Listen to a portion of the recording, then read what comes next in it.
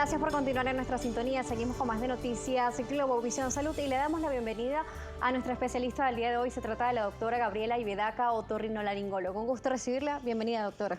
Gracias, como siempre, agradecida por tu invitación. Y un gusto poder tenerla aquí en nuestro estudio para hablar de un tema tan importante que es nuestro oído, nuestro sistema y nuestro sentido auditivo. ¿Por qué es tan importante cuidar nuestros oídos? ¿Cuáles son los cuidados básicos que debemos tener? Mira, principalmente el oído es un órgano, primero, muy delicado. Te permite la comunicación e incluso en edades tempranas el desarrollo del lenguaje, razón por la que cualquier afección, cualquier síntoma que el paciente tenga, lo ideal es acudir, bien sea al médico general o, si se puede, al otorrinolaringólogo. Por lo general, cuando el médico general ve alguna patología que es repetitiva, consecuente y que puede tener alteraciones para la audición, por lo general lo refiere con el otorrinolaringólogo. ¿Bien? ¿Por qué no se debe limpiar los oídos en casa? ¿Por qué no tenemos que automedicarnos? Me gustó más hoy que vamos a hablar sobre la otitis, sobre esta inflamación.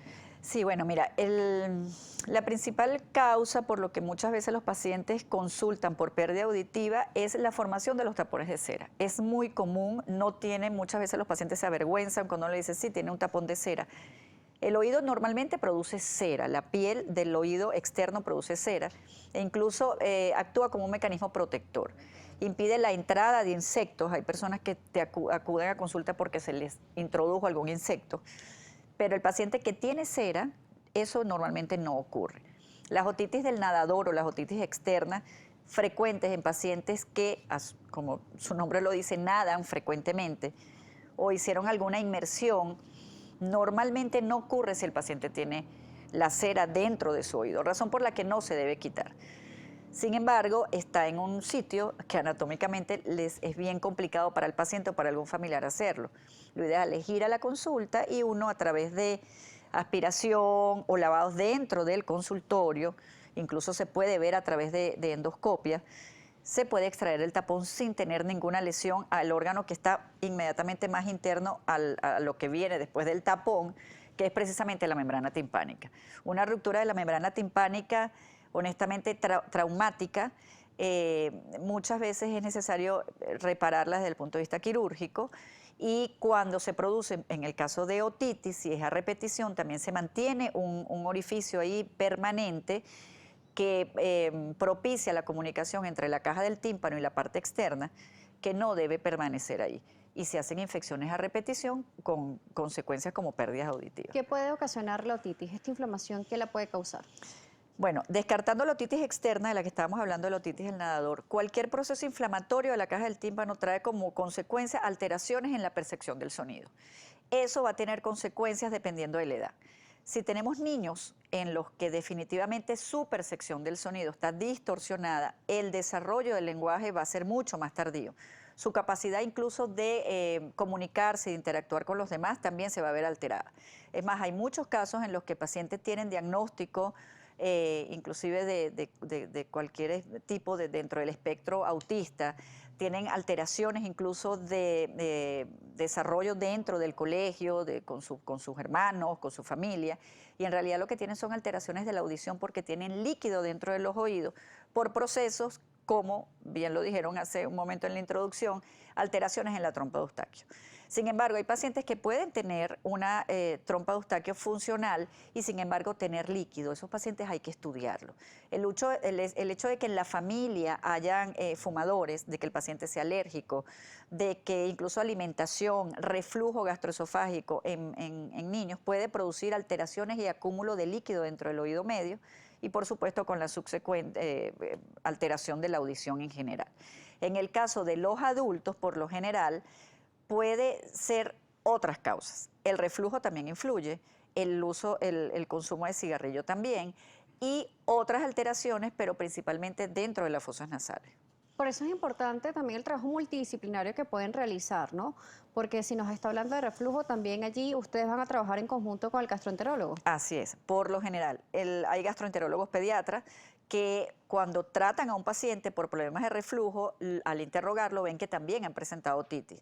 Además estamos de la mano con los nutricionistas si son pacientes que tienen alergia a la leche, por ejemplo. Estamos de la mano del alergólogo si son pacientes que tienen definitivamente un proceso alérgico mal controlado.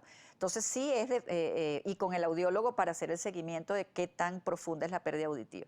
Definitivamente yo creo que no solamente el paciente con pérdida auditiva, todos los pacientes en general deben abordarse desde el punto de vista multidisciplinario. Es lo ideal. Hay muchas personas que de repente presentan un dolor en el oído, presentan algún tipo de malestar, no diferencian en qué zona del oído realmente se está presentando y empiezan a colocarse gotas o incluso se quieren hacer lavados en casa con agua oxigenada, por poner algún ejemplo de algún líquido utilizado.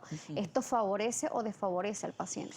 No, desfavorece, definitivamente lo desfavorece. Primero, si pensamos en la patología más benigna, que puede ser, ni siquiera es una patología, la condición más benigna, que puede ser la presencia de un tapón de cera, y tú le colocas agua oxigenada, el tapón de cera se va a hidratar, se va a expandir, e incluso el paciente va a sentir incluso más o aún más inconvenientes para poder oír, y la sensación de plenitud óptica también va a ser bien desagradable, ¿no? Lo otro que hay que descartar es que hay pacientes que refieren un dolor en el área del oído, pero el dolor es una alteración de la articulación temporomandibular.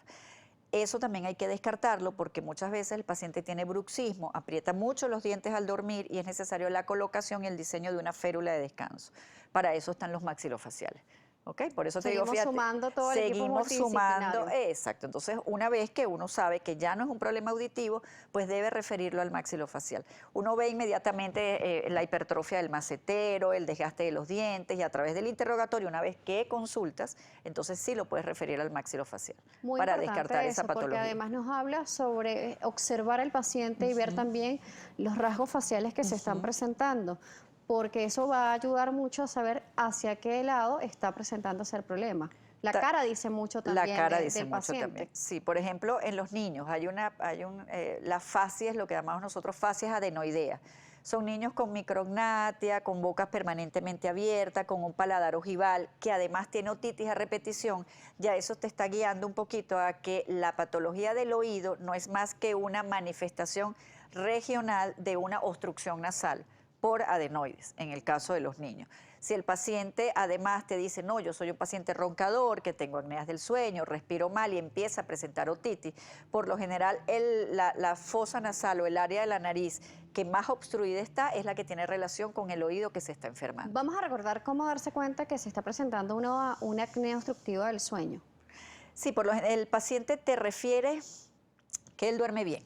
Quien se queja es quien lo acompaña. Honestamente, siempre van acompañados de la pareja y dicen, no, pero es que esta persona ronca, respira con la boca abierta y hay periodos durante la noche en que toman aire y se quedan como que sin respirar para luego iniciar una respiración muy ruidosa. Esos periodos de apnea del sueño, que son definitivamente deben tratarse, son periodos en que la sangre, la cantidad de oxígeno en sangre, la saturación de oxígeno en sangre baja de manera significativa y puede traer consecuencias graves en órganos blancos como el cerebro, el riñón, el corazón. ¿Okay? Muy importante revisar qué está pasando con nuestro organismo y acudir a los especialistas. Si usted ve que tiene un malestar en el oído de manera frecuente, no está durmiendo bien, hay que ir al otorrinolaringólogo, entre los especialistas que hay que visitar para saber qué está sucediendo. En la próxima parte nos seguirá acompañando la doctora Gabriela Ibedaca, otorrinolaringólogo. Estaremos hablando sobre la otitis, cómo manejarlo, cómo es el abordaje en consultorio. Vamos a la pausa, las redes @salud_gb, @DanielaJSalas. Ya regresamos.